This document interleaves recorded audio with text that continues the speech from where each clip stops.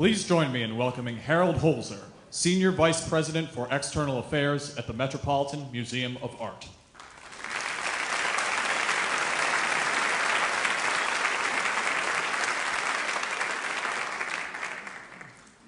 Good evening, everyone, and welcome to the Met. On behalf of our chairman, Dan Brodsky, our director, Tom Campbell, and our president, Emily Rafferty, not to mention the millions of visitors who come from or to this borough every year to visit here, and the thousands of staff who work and volunteer here, it's an honor to welcome all of you to the Metropolitan Museum of Art for the 2013 State of the Borough Address by our extraordinary borough president and friend, Scott Stringer.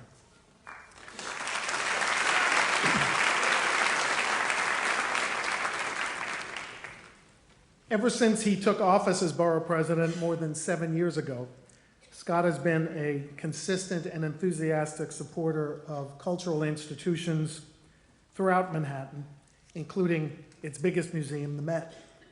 Whenever we have needed the support that other donors don't ordinarily provide for things like infrastructure initiatives and crucial repairs, Scott has been there to make the idea of public-private partnership not only a catchphrase, not only an aspiration, but a reality. Scott, you began your first term right from this stage, and you return after truly making a difference in the life of this and many other Manhattan cultural institutions. This event tonight gives me and all of us the opportunity to say, both as a friend who has known you since you were a boy and a museum official who knows how much you've meant to us and to institutions like ours, thank you very, very much.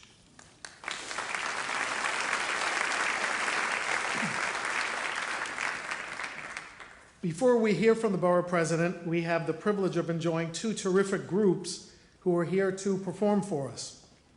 We all know that our city is an epicenter for art and culture, and tonight's performers truly embody that spirit: the New York Youth Symphony and the New York City Gay Men's Chorus. First up, a string quartet from the New York Youth Symphony's chamber music program. Celebrating its 50th anniversary season, the Youth Symphony is the most honored program of its kind in the nation, recognized for innovative, tuition-free educational programs for talented young musicians. And after they've performed, you will then hear from the fantastic New York City Gay Men's Chorus, who, as you know, use their voices to advocate for social change before audiences locally, nationally, and internationally. From the advent of the AIDS crisis to the struggle for marriage equality, for over 30 years, the Gay Men's Chorus, with its more than 250 members, have been producing innovative programs and serving the LGBT community. So now, to begin, please join me in welcoming our first performers, the string quartet of the New York Youth Symphony Chamber Music Program.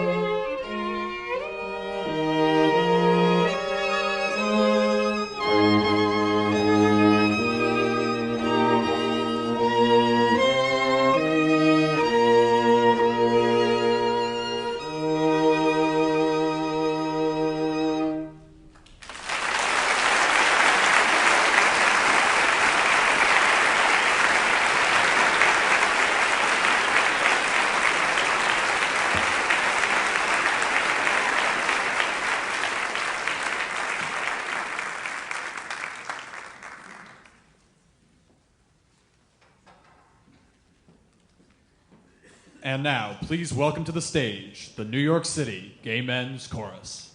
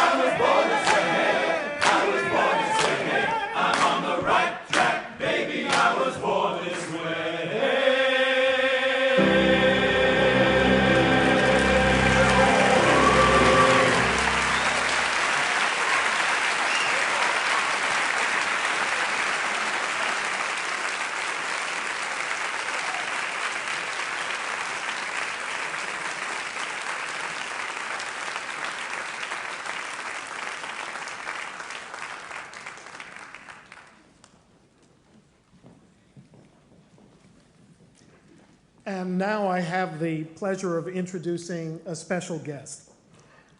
Not that special guest, not yet. A second-generation champion of African-American culture in Manhattan. An art history graduate of NYU and a one-time off- and off-Broadway performer, Sade Lithcott is the daughter of Dr. Barbara Ann Tier, the legendary founder of the National Black Theater, a pioneering forum that promotes artistic expression and empowerment for artists of African descent within urban communities. Upon her mother's death in 2008, Sade took on the reins as its CEO. A resident of Harlem, Sade Lithcott is also a clothing and costume designer and fashion stylist whose clients include Beyonce Knowles, Katie Holmes, Lenny Kravitz, and myself. No, I'm just kidding. If only. And she is the founder and CEO of Lunazul Swimwear.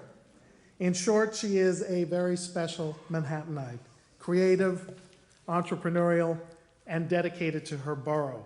And in these ways, typical of the energy and accomplishment that thrives in this borough and characterizes its driving forces, typical of the broad constituency of creative leaders that Scott Stringer has nurtured and served so well as borough president. So it's a pleasure to welcome Sade Lithcott.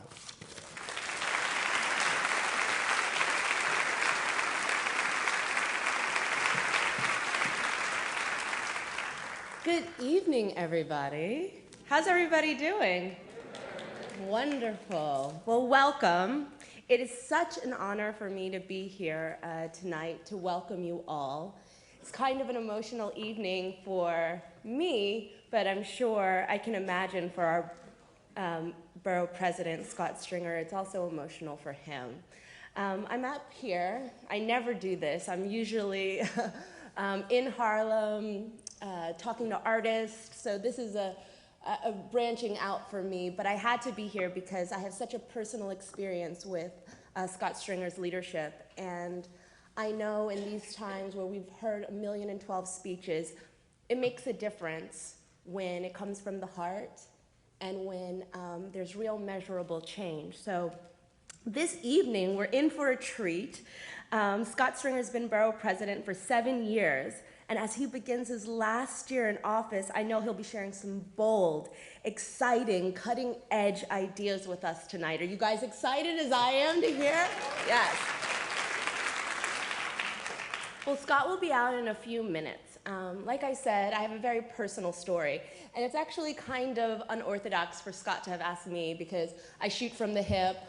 I, like my mother, have a mouth like a sailor. You guys don't have to worry. But I just tell it as it is. So the National Black Theater is one of the oldest black theaters in New York City. Founded in 1968, it is the heartbeat, the cultural heartbeat of Harlem. And as all of us know, Harlem is changing a lot. People are being, well, I will just say, people are being moved around. It's a changing times for all of us. And we face that same threat. In 2012, we faced closing our doors forever. After a half a century of serving our community, big business said that we may not have a future. We were embroiled in a really painful lawsuit. And we were the little guy. And as our last-ditch effort to save my mother's legacy and Harlem's heartbeat, I picked up the phone and I called Scott Stringer. It was a long shot, but you don't get to where we are without lots of prayer and long shots really working out. And Scott picked up the phone and he said that he would step in. So I never met Scott before, and I was like, what to expect? I thought we'd go down to his office and it'd be very formal. He's like, no, I'm coming up to Harlem. I'm coming up to my office in Harlem. I'm like, Scott got an office in Harlem? And he sat in a boardroom, which was so intimidating for me. And he was wooed by the people we were kind of in conflict with it. And I just thought, oh my God, this guy is dropping all types of subtle innuendos about how, economically it makes sense to crush NBT. And what you also have to understand is that my mother had the insight to purchase the city block of 5th Avenue and 125th Street back in the late 80s, totally reforming East Harlem. And I think to this day, no one can understand how a cultural arts institution can be on one of the most lucrative Manhattan real estate blocks. And so I thought we were in for it. Scott listened closely. He was very fair, and I thought, fair doesn't really work when you don't really have very many resources. I need you to be, over and beyond. And he listened. And as we separated rooms to begin negotiating, he looked at me and he said, not on my watch. This institution is not just important to you as the daughter of, but it's important to Manhattan. And not on my watch will it go away.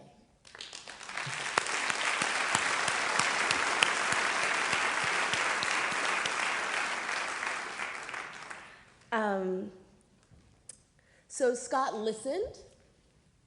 He heard everyone out. He listened to a lot of names being dropped. Oh yeah, I know that person too. Oh, you're friends with that person. Great, wonderful. Oh, wonderful. Okay, great. Now, this is what you're gonna do. And I have to say, we left. The other people didn't even stay to the end of the negotiation because they really felt like they did not get what they thought they were coming in to get. And I was so emotional that day because it meant that in this city, during tough economic times, that it wasn't about big business, it wasn't about who had a bigger wallet, it was about this city and what's good for it and what's good for Manhattan, and that Harlem is Harlem because of its arts and because of its culture. And if we have to fight for that, and if he has to put his name on the line, he was going to do it.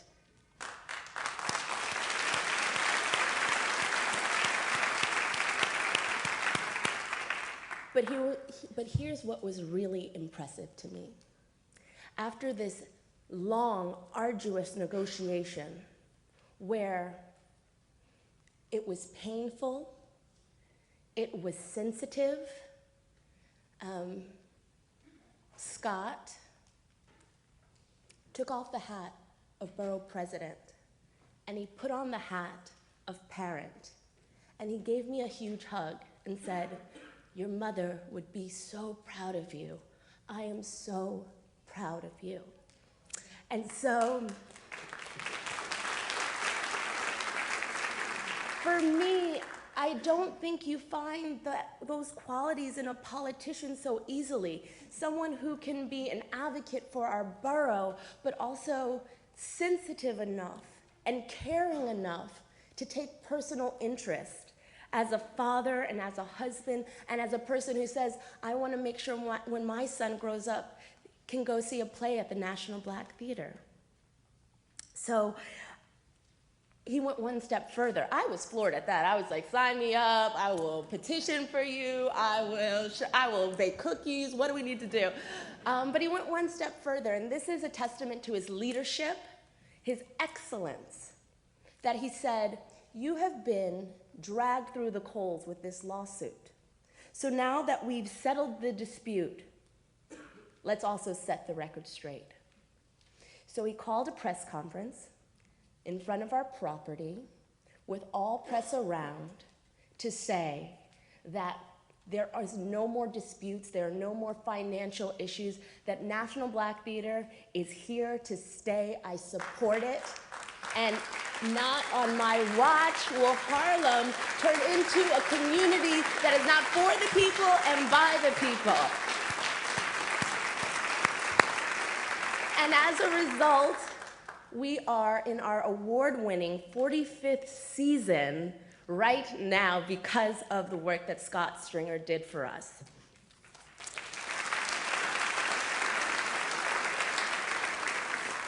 And then my shameless plug, everyone should come and see a play at the National Black Theater. But that's not all. This is not new for Scott. Scott has been in public service for over 20 years. First, as the Assembly member for 13 years, and then as Borough President since 2006. Scott's been wherever we've needed him to be, being at the forefront and a leadership voice in the issues that matter to us, the issues that we can wrap our brains around that make a difference in our children's future. He's been, no one's gonna wanna hear this, but I think he's been a civil rights activist. They say civil rights leader, I say activist. If you've ever seen Scott at a rally, you know he is an activist. And I come from a long line of activists, so I know. But really speaking out against stop and frisk, which target Latino and African American men unjustly with very little impact on crime. He's also been at the forefront. Before anybody was talking about it, he identified same-sex marriage as a civil rights issue, writing the first bill in 1995, around same-sex marriage. He's also a fierce leader for women's rights, authoring a landmark bill that mandates police officers and not victims. It's amazing that this is even the case, that mandates police officers and not victims to serve orders of protection for battered women. He wrote that. He also opened the first Family Justice Center, which provides free social and legal services for victims of domestic violence. He's at the forefront. He stands up for us. Also, yeah, it's amazing. And lastly, I'll say, because I know we're all here to hear our borough president give his last State of the Borough speech, but I will say this. As a native New Yorker, born and raised in Harlem, one of the things I'm the most proud of, and it's going to sound silly, is no matter where I go in the country or around the world, I'm really proud of our water supply, right? Like, we have the best water in the world. And all of that's being threatened with fracking.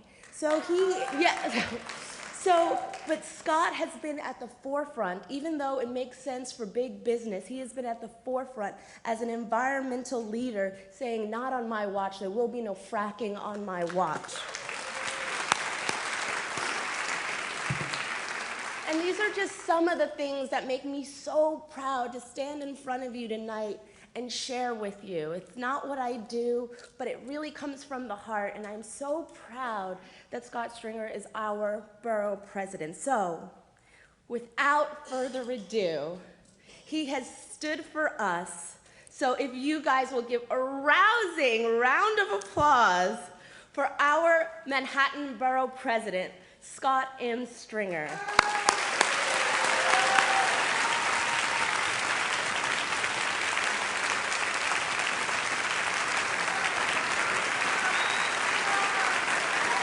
Thank you.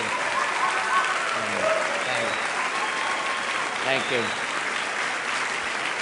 Thank you very much. Thank you so much. Thank you. Thank you very much. And good evening. Thank you so much for that warm welcome.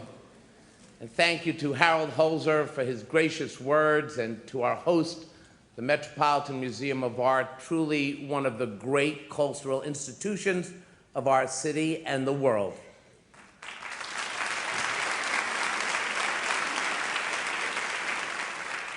And thank you to Sade Lithcott from the National Black Theater in Harlem. Wow, your dedication to making New York a more vibrant and creative city is something that inspires us all. Give another round of applause to Sade.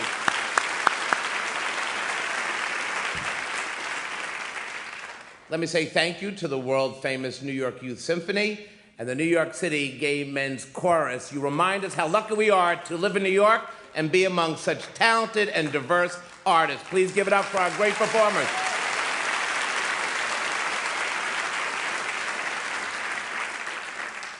Before we recognize our partners in government who are here with us tonight, I'd like to ask everyone here to join me in a moment of silence for former Mayor Ed Koch, a true New Yorker and an inspiration to us all.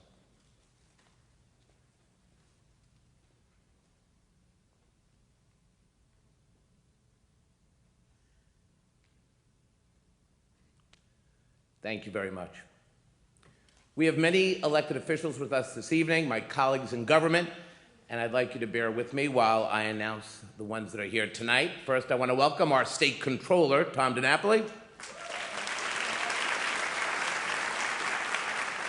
City Council Speaker Christine Quinn, Public Advocate Bill de Blasio, City Controller John Liu,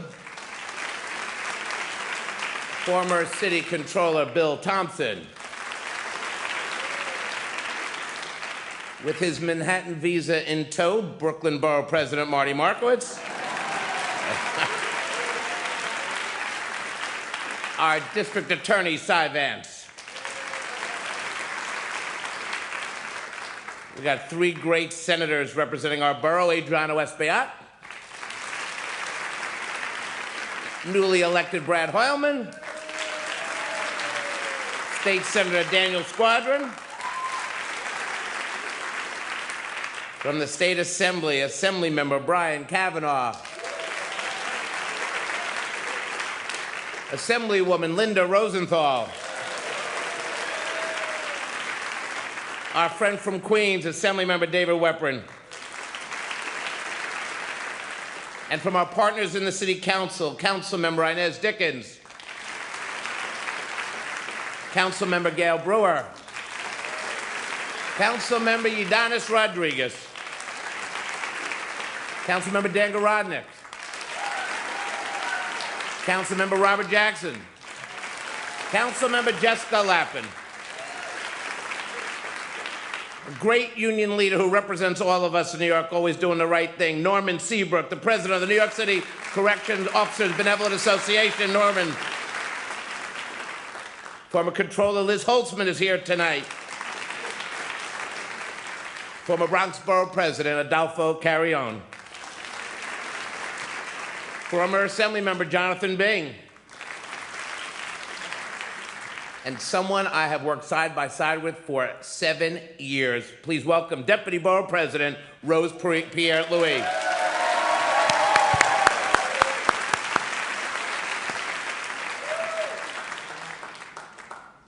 Now, I want to also recognize my wife, Elise Buxbaum.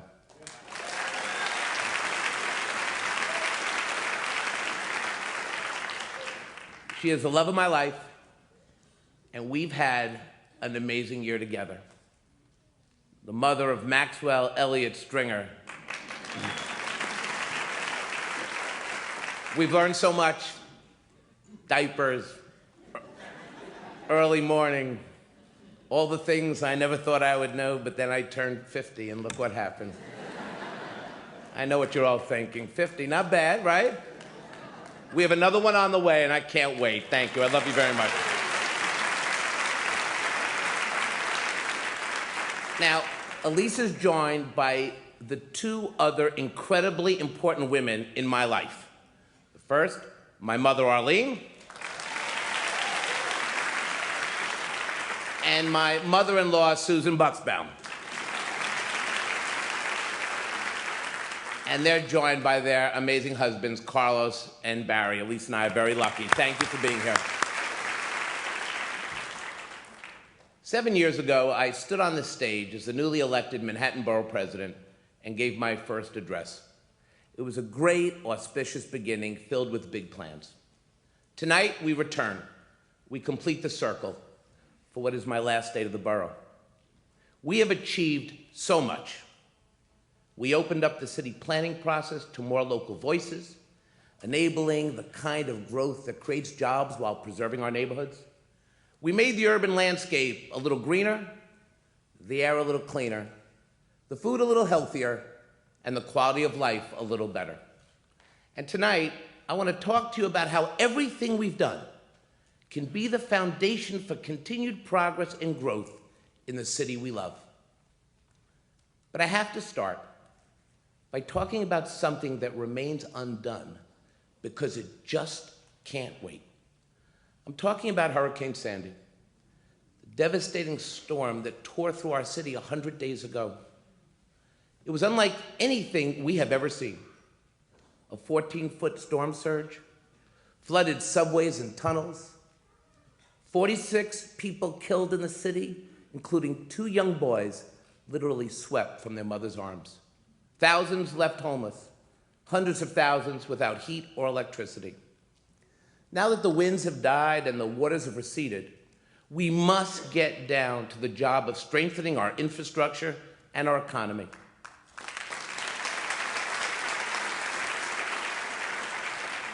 We must protect our city from the next great storm and never forget the weaknesses Sandy revealed. Because frankly, too many of us were put through too much. Just ask Norman Thomas. Norman is a disabled Vietnam vet who spent days trapped in his Southbridge Towers apartment. He couldn't get the medication he needed when the Manhattan VA hospital lost power. Now, once a month, he makes the journey to Brooklyn's VA by cab and shuttle, a round trip that takes him 8 hours. So many others are also suffering, like the thousands of business owners struggling to reopen their doors and get back on their feet. And the thousands of residents of Far Rockaway and Breezy Point. Some lost everything, their home, their possessions, all sense of security. They wonder how or even if they can rebuild. New York City, our home, cannot be a place that gets shut down by a storm, no matter how powerful.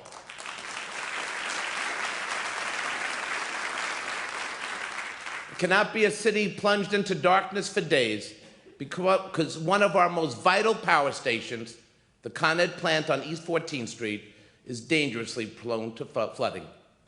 And we cannot be a city where bread lines form in desperate, darkened neighborhoods just a few miles from some of the most expensive real estate in the world.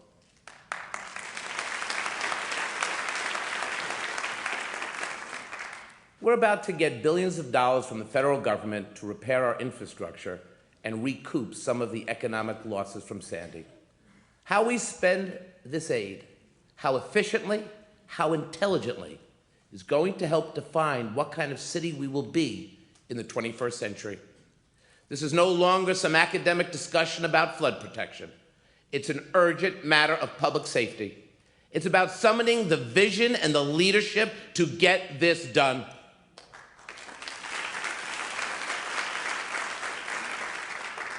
Tonight, I am unveiling the first detailed plan to help protect our great island from the next storm.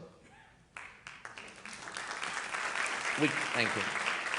We call it the East River Blueway Plan, and my office actually began working on it with Assemblymember Brian Kavanaugh in 2009, long before Sandy's wrath. Our partners also included Congress members Maloney and Velasquez, Assembly Speaker Silver, Senator Squadron, Kruger, Duane, and Hoylman, and Council members Garodnick, Mendes, and Chin. We involved Community Boards 3 and 6 and the Lower East Side Ecology Center. And I want to really thank our design team at WXY Architecture and Urban Design. The goal of the Blueway was to redesign an often forgotten stretch of our precious East Side waterfront from the Brooklyn Bridge to East 38th Street. So we reached out to neighborhoods to distill their best ideas and develop projects that are both realistic and fundable. But as the Blueway evolved, it became clear that we also had to create a state-of-the-art plan to help protect this area from another catastrophic storm. And of course, we recognize that this must be part of a larger regional solution. But even before Sandy, we had a strong sense of what we now know for certain, that this stretch of river is the Achilles heel of Manhattan's flood zone. Every inch of it was swallowed by water during the hurricane. Just look at this map. That red line, that's the flood line from Hurricane Sandy. Water crept up on our island like never before. The FDR was a river. The Con Ed substation exploded, plunging Manhattan from South Street to Midtown into darkness and forcing thousands to live without heat or power. Nothing worked. Not streetlights, subways, buses, cell phones, or internet connections. In the Blueway, we now have a plan that provides what the community wants, but also what the community needs. Let me show you what I'm talking about. Where we now have a thin concrete bulkhead beneath the FDR from the Brooklyn Bridge to Rutgers Slip, we would extend protective wetlands out from the existing shoreline. We'd add better drainage beneath the highway to absorb and redirect the next great surge. Where we now have an unwelcoming beach below the Brooklyn Bridge, we would create an active waterfront destination that also fortifies the shoreline.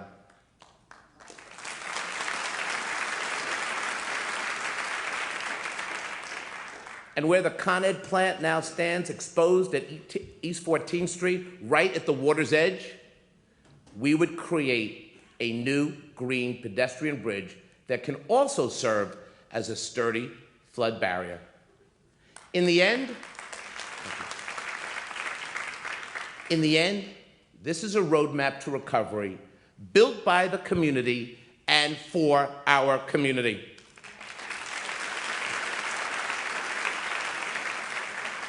And I'm proud tonight to announce that my office, along with my collaborator, Assemblymember Brian Kavanaugh, we're going to commit $3.5 million to construct new wetlands along the FDR Drive. We're getting to work.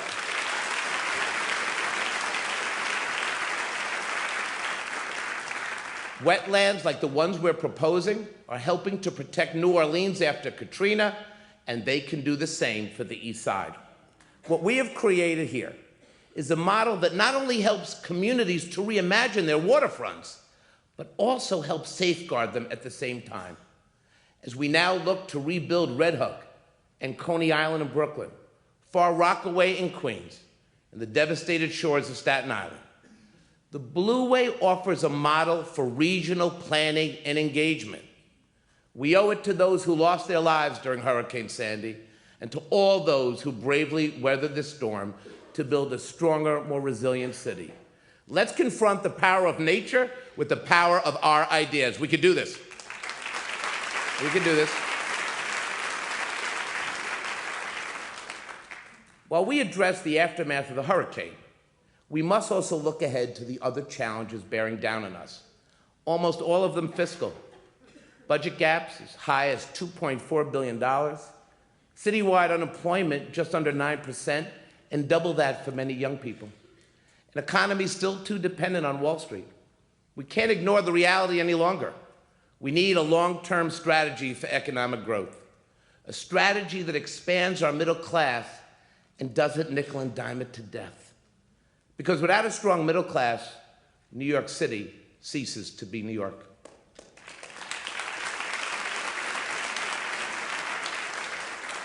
We all understand the challenge. Every time we go to the grocery store, we leave with sticker shock. Every time we buy a Metro card and wonder when the fare hikes will end. And although we're creating jobs in the city, too often they aren't the kind of jobs that can support a family. Since the last time I stood on this stage 7 years ago, manufacturing has plunged by 1/3. 36,000 jobs gone. And construction, finance, and other good-paying sectors, they're down 3 to 5%. The bottom line, the only thing not going up in this town is paychecks, and we need to end that trend.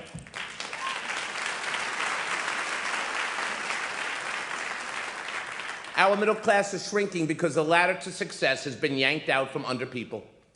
We need a new foundation for our economy, one we can build upon for generations. And that's why I released a report called Startup City. It's a blueprint for transforming the city's booming tech economy into a pipeline for middle-class jobs. The growth in the creative class jobs, from food and fashion to marketing and media, is one of the best things to happen to us in years.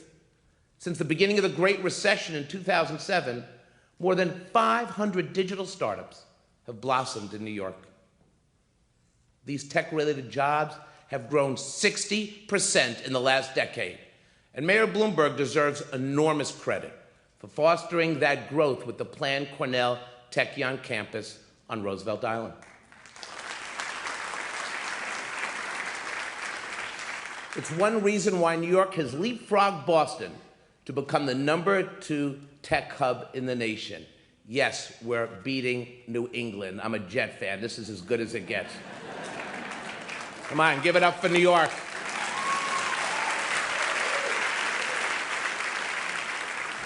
But here's the kicker.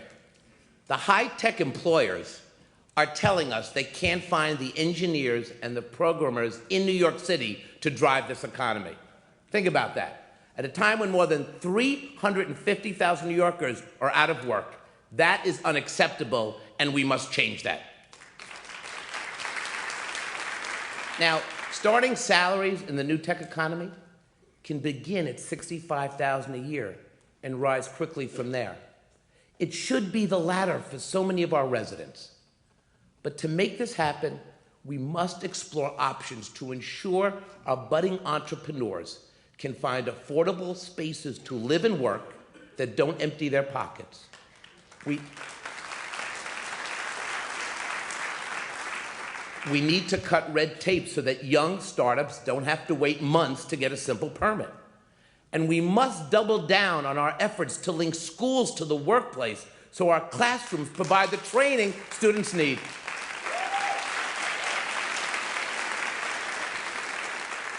And while you're applauding, let's give our extraordinary teachers support when it comes to preparing kids for the future.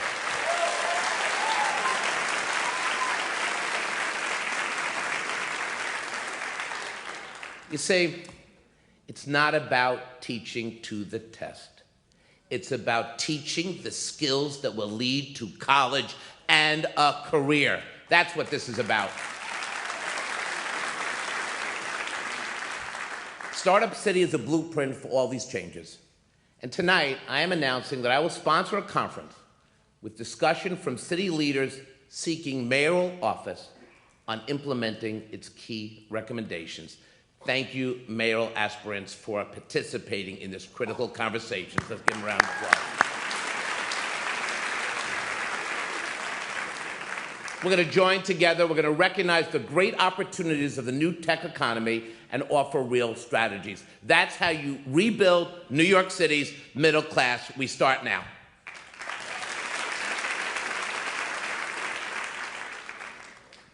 You know, as I look around this room, I see so many friends from so many battles.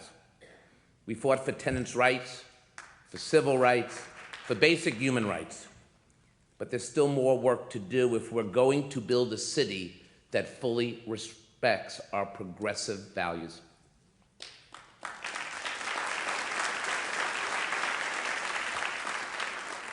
We need to pass the New York Dream Act so that hardworking young immigrants can focus on getting jobs, not getting deported.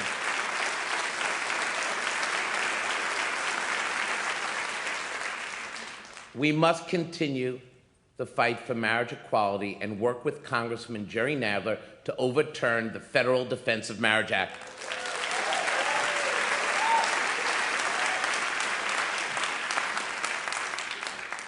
And we need to pass a paid sick leave bill this year. We need to get this done. And you know what? We also need a public education system that sets every child on the right path from day one. We know that children up to 3 years old enrolled in programs like Early Head Start are much more likely to stay ahead. And yet, we invest almost nothing in these early years. In all of New York State, now think about this.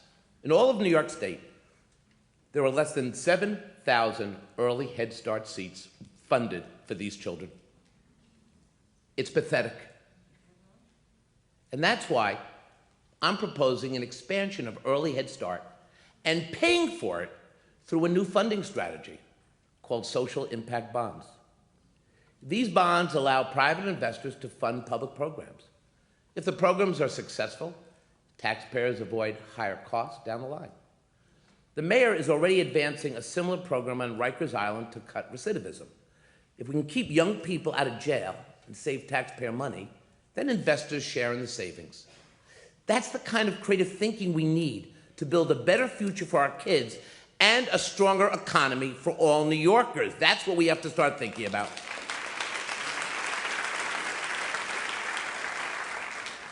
Now, we've talked about some tall orders tonight. Protecting our city from the next great storm, connecting our schools to the workplace, diversifying our economy, making tech a gateway to the middle class, expanding early childhood education. Now, some people say, we can't get all this done. But I'm here to tell you, we can, because we have done it before. 7 years ago, we transformed the borough presidency into the little office that could. Man.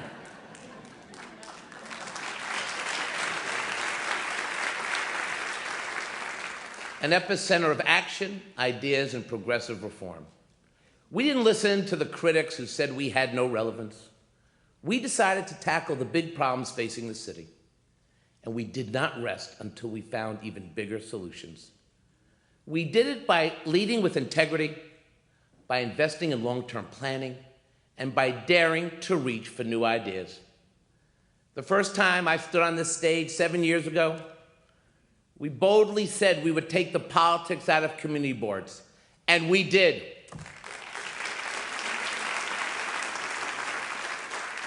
In partnership with the Manhattan delegation of the City Council, we're appointing members on the basis of merit, not patronage. And instead of being marred by vacancies and poor morale, community boards are now vital neighborhood resources. We created a new model for community-based planning and equipped our boards with urban planning fellows to help them make long-term important land use decisions. Now, as our skylines change, we can be confident that communities have a real voice in the process. That's how you preserve our neighborhoods, and that's how you grow New York. You do it from the bottom up. That's how you do it. Tonight, please give our dedicated community board members a round of applause. They have done an amazing job. Give them a round of applause. Thank you.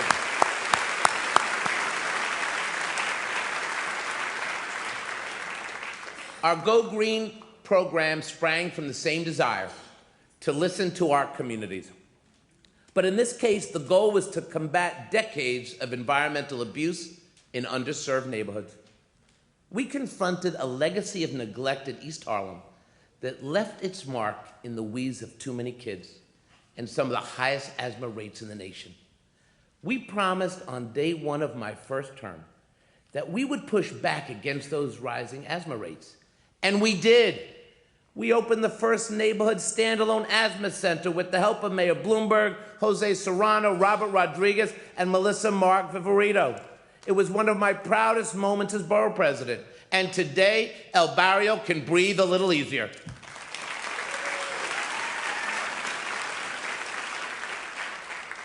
But we were just getting started with Go Green.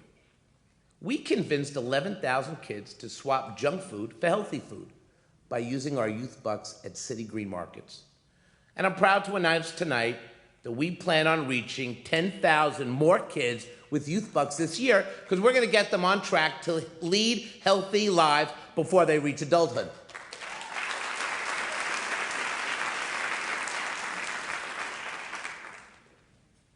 We brought the first weekend farmers market to East Harlem. And the first nighttime farmers market in city history to Central Harlem.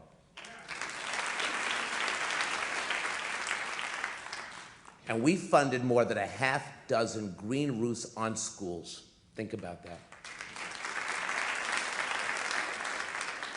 We covered 35,000 square feet of housing on the Lower East Side with solar reflective roofs to save energy and money. Now, we showed we can green this city one block at a time. But our work did not stop with Go Green.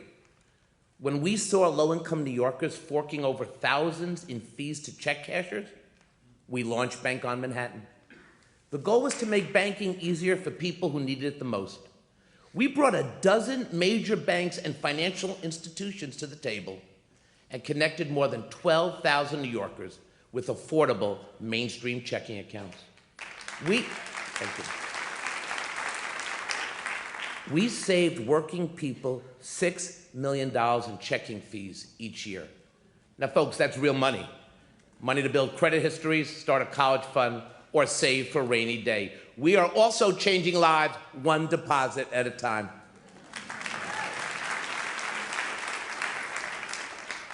There was still more to do. When we saw the need for universities to expand, we rolled up our sleeves and got down to work. We hammered out serious agreements with Columbia, Fordham, and NYU. As part of the Columbia Agreement, we passed an unprecedented rezoning of West Harlem in partnership with Community Board 9 and Councilmember Robert Jackson. We expanded our universities and laid the groundwork for 30,000 future jobs, and we did it by protecting our neighborhoods. But we were not just focused on the big projects. Sade told you, but it's worth repeating. When we saw Harlem's historic National Black Theater on the verge of closing, we got involved. We brought all the parties to the table, found a solution, and saved the theater. I want to thank Sade from the theater, but I also want to thank Applebee's CEO, Zhang Tenkel, for working together and preserving one of the city's most iconic cultural landmarks. Thank you so much.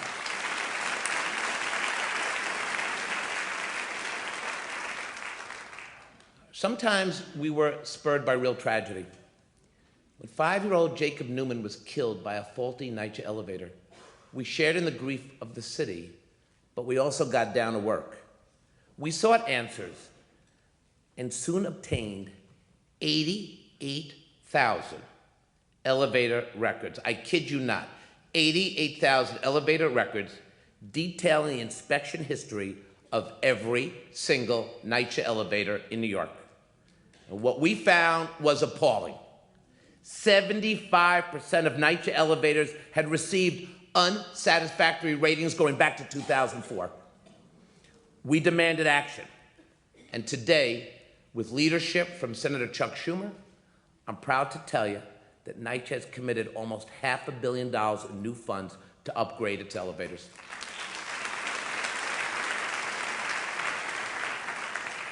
We did it for the 400,000 residents of NYCHA who deserve to live in safe, accessible housing like everybody else.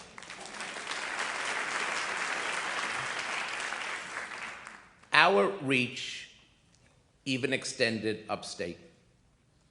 When we saw the oil and gas industry looking to bring hydrofracking to New York and threaten our city's watershed, we started the Kill the Drill campaign with advocates. Today, we've taken steps to protect our watershed, and we continue to look at ways to further safeguard our environment. Some of you remember this, some of you remember. The truth is, no one even knew what fracking meant when we started. Then, people saw the movie Gaslight. And hold on, and my Oscar-nominated performance. And now everybody knows, and we're going to save the planet, okay?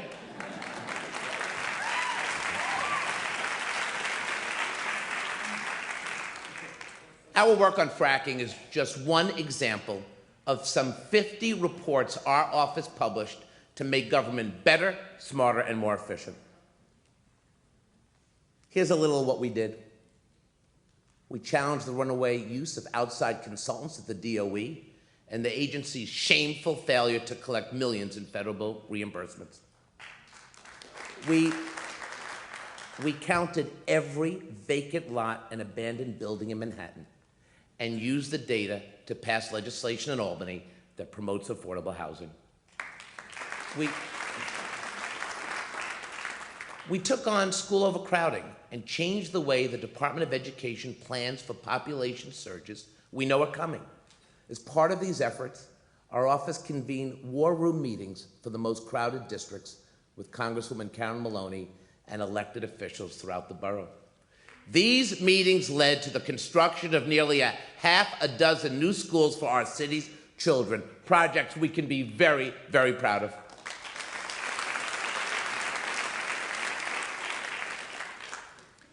And through it all, our office has been a model of transparency. And I'm not just talking about the 53 community town hall meetings we hosted in every neighborhood in the borough. We revamped the way the borough president's office distributes community grants each year. Our approach takes the politics out of how the funds are allocated. We turn the decision-making over to panels of community leaders and experts in their fields. And we made sure every community can participate. We wrote the city's first ever immigrant rights and services manual in English, in Spanish, Chinese, Korean, and Russian, so that the 40% of our population that is foreign-born is not shut out of the services they need.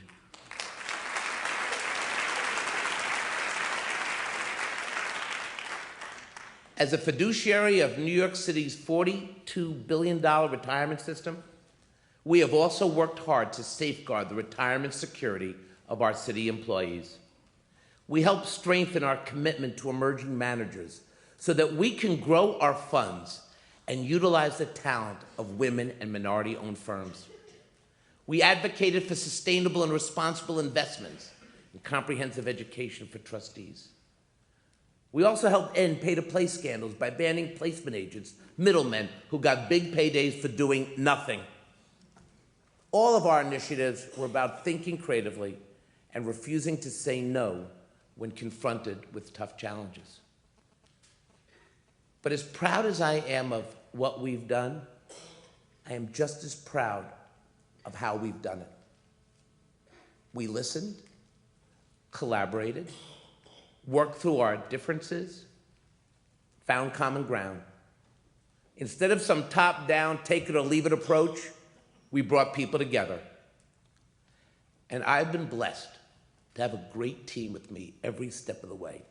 Tonight, I want to recognize my great staff. This is about you guys. Give them a round of applause. Amazing.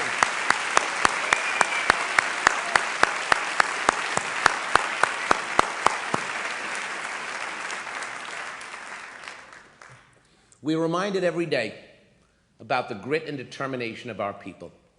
It's practically what makes us New Yorkers. On the night of October 29th, Hurricane Sandy descended on our city and reminded us of the heroes among us. I think of the nurses who manage the neonatal intensive care unit at NYU's Langone Medical Center.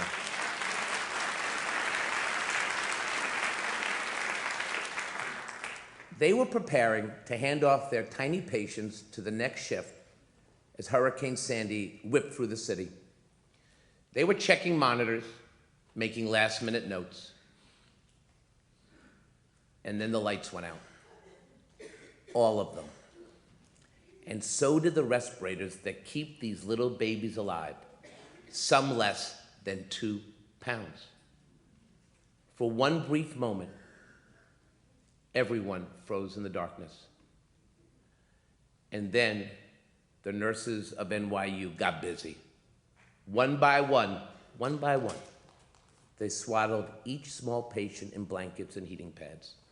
Some nurses lay down on stretchers with their patients, carefully squeezing oxygen into each baby's lungs so that they could be lifted together. Then they carried them down 9 flights of stairs, step by step, inch by inch, their paths lit only by flashlights and cell phones. By the end of the night, every baby had been transferred safely to another hospital. All 20 of them, all 20.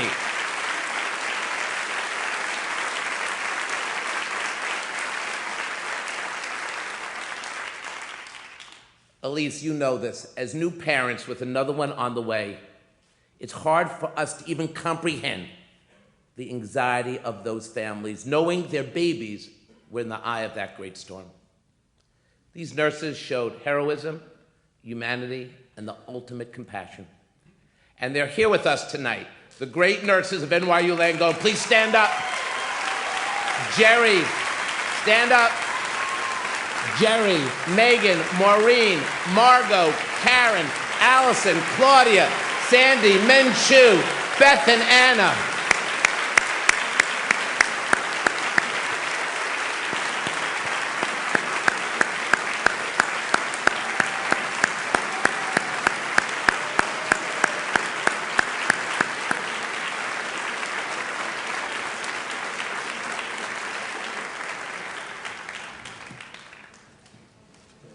Wow. That's a story that will forever remind me of New York's grace under pressure and how sometimes the worst situations bring out the best in all of us. But I tell it to also make a larger point tonight, because this is the spirit of courage and creativity we'll need to build a future for the next generation of dreamers. It's the kind of strength and ingenuity our city will need to remain on top in a fiercely competitive world economy. And make no mistake, folks, the race is on. We're competing with London, Paris, and Tokyo to be the financial and creative capital of the world. It's a global race that we can and must win. But let's never forget that this race will be won or lost by our children. And they're counting on us. Franklin Roosevelt once said, "We may not be able to prepare the future for our children, but we can at least prepare our children for the future." Kids today come from so many different places. Some are blessed with every opportunity to run this race, and that's all to the good. But others face extraordinary challenges from day one. Some are homeless, some are hungry, and some are in poor health. They are all part of our city's proud tapestry. But right now, too many are giving up on the kids who need the most support before the race has even begun. And so many of our children feel it in their lives. We need to get kids to the starting line so they can make it to the finish line. We owe them that.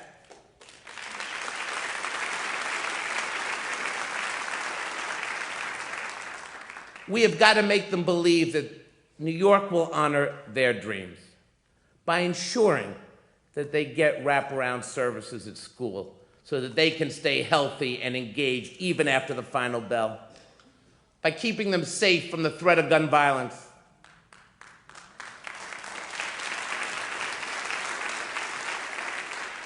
by recognizing that some of our policies, like stop and frisk, must change so that everyone's rights are protected and respected.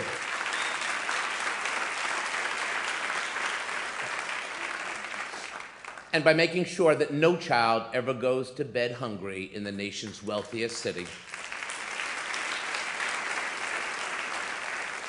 We need to make sure that everyone gets a fair shot at success and that every door is open to everyone. The great enduring stories of our city are about those who overcome adversity and go on to change the world. Every one of our children deserves the chance to write that story. And whether or not we bring them across the finish line will be the measure of our success. It must be the central challenge for all of us.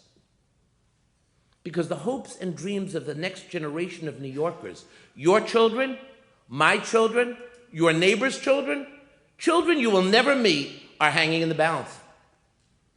That's why we are all here tonight. And that is why we do this work. I have always believed, since I was a child, that public service was the highest calling. As I stand before you, I want to thank all of you for the privilege of serving. The last 7 years have shown me that anything is possible, that our future can glow with a bright promise, but only if we stay true to the values that have guided us and blessed us in the world's greatest city. Thank you so much, and good night. Thank you.